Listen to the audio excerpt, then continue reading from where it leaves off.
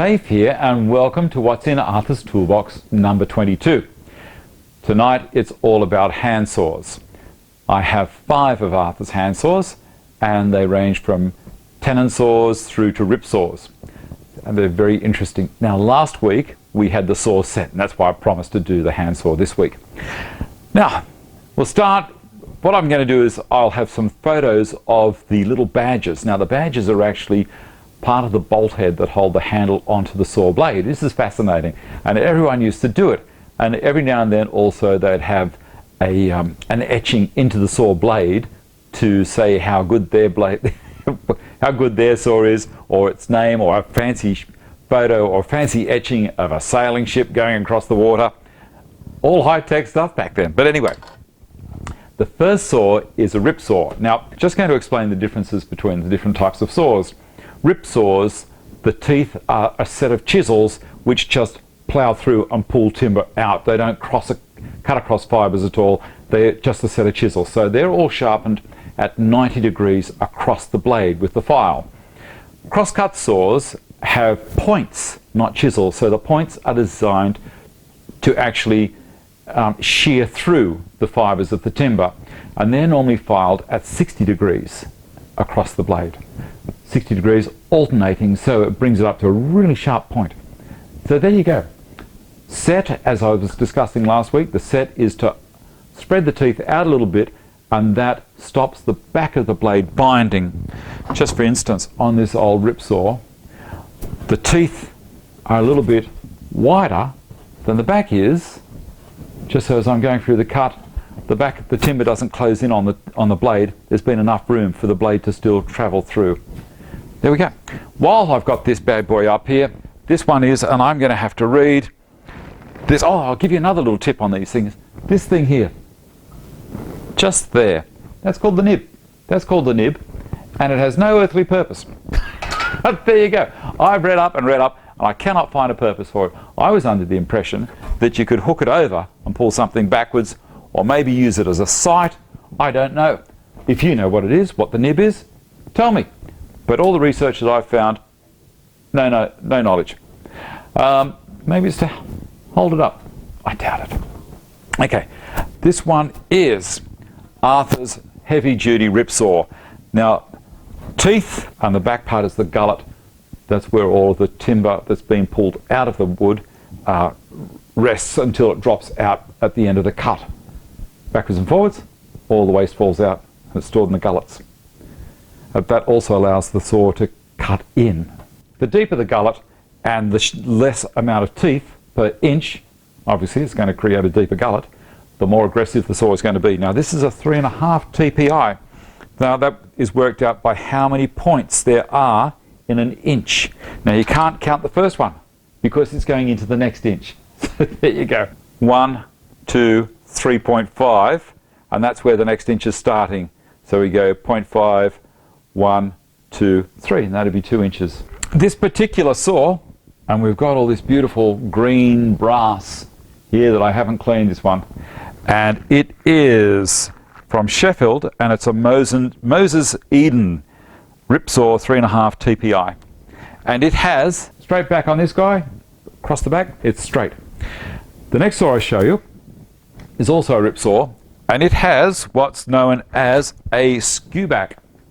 The skew back is a little bit of a shape to it. The next one, I've decided to not let my saws die, so I've had a bit of a go at cleaning this up. Now, I've asked people last week as to how to clean it up. I haven't used any electrical current to try and separate the rust from the blade.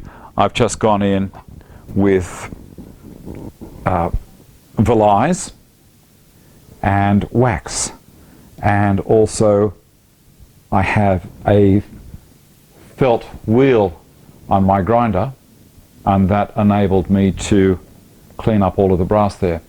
Now, this is a Diston, and these ones apparently are very revered. H. Diston and Sons. So I'm guessing that's Philadelphia in America, USA. Now, it has stamps. I don't know if you can see them there. I. Johnson, and on the other side, it's got I. Johnson, and A.J. Johnson, over the top there, so I'm guessing Arthur was just claiming over his father's name there. It's mine now, Dad. All right, and I even waxed the blade. So the blade has got a waxed finish, and this particular saw is a rip saw, and it's a 5 TPI. So we've gone from the 3.5 down to the 5. And so you can see the difference in the aggression in the teeth already.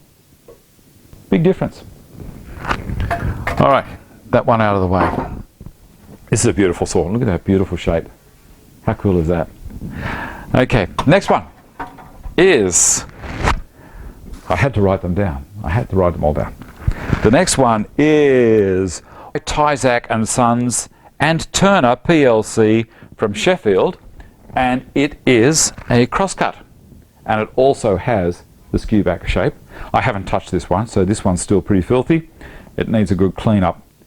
And this one is 6 TPI and a crosscut.